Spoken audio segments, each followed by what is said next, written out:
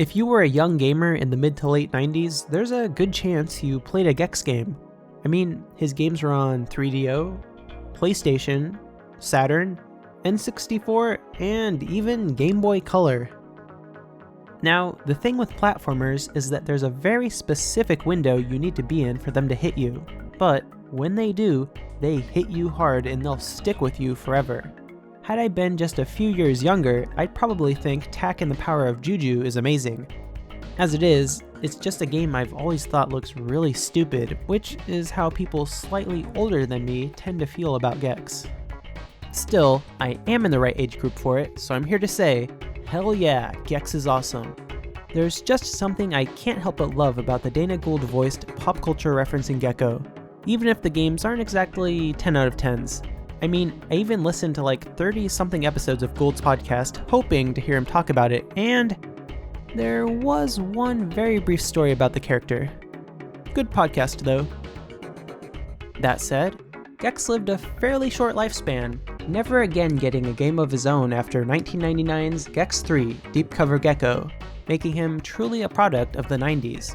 However, that's not to say there were never plans for more games. In April of 2022, a never-before-seen prototype of a potential fourth game, entitled Gex Jr., was leaked online. Let's take a look at it. You are immediately placed in a colorful, TV-themed environment as the radical, hat-wearing Gex Jr.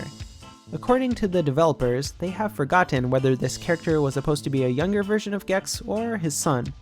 I guess either way could have worked. You can do Gex's signature moves, his tail whip or tongue, but you can also fart.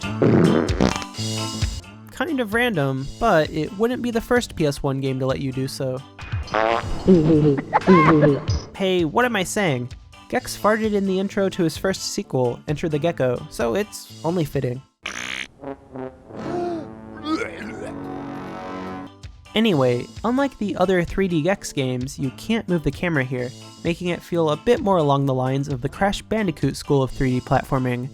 He does talk though, saying several lines that are fairly in line with what you would have heard in the series. This looks like a Teletubby nightmare. Gecko stepping for Blue's Clues. I'm your father, Luke. And yes, Regis, that is my final answer. Can you say tail time? There's not too much to say really, as this is an extremely short demo. In maybe less than 20 seconds, you run around a few obstacles, pick up some collectible cans, Gex Jr. plays air guitar, and it loops back to the beginning.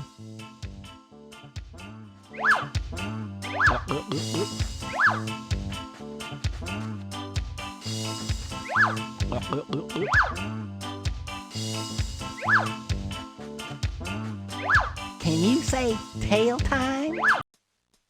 And that's that. Now, I better mention before it's too late that this was not an official production, but a proof of concept demo that was made in hopes of maybe getting some kind of development deal. Unfortunately, that deal obviously never came to be. Still, I can say, had this game come out, I certainly would have played it. This demo was originally finished in January of 2001, which is what I'd say was the PS1's last really good year in terms of a games lineup. Considering development times for the system could be quite short, I could see this game having gotten a winter 2001 release and sitting among the system's final breath of notable games. I'm also kind of interested in seeing how the fart button would have been incorporated. Now, there was a supposed Gex 4 in development for the PS2 from late 2001 to early 2002 that never saw the light of day, and this could be a possible reason why licensing the character to another developer was off the table in 2001.